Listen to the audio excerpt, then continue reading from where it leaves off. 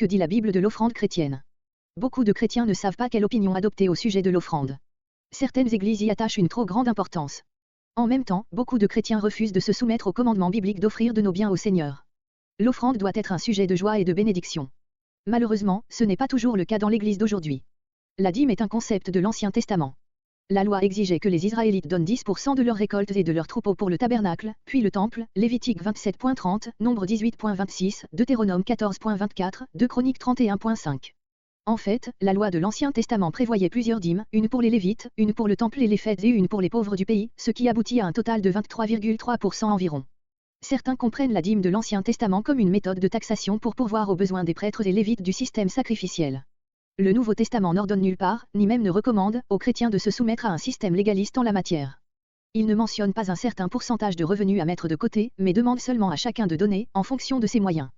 1 Corinthiens 16.2, certains membres de l'Église chrétienne ont repris la dîme de 10% dans l'Ancien Testament et l'appliquent comme un minimum recommandé pour les chrétiens. Le Nouveau Testament enseigne l'importance de donner et les bienfaits qui en découlent.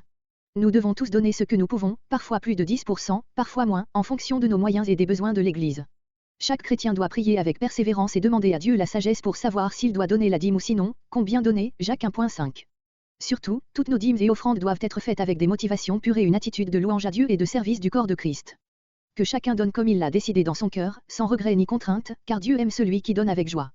2 Corinthiens 9.7.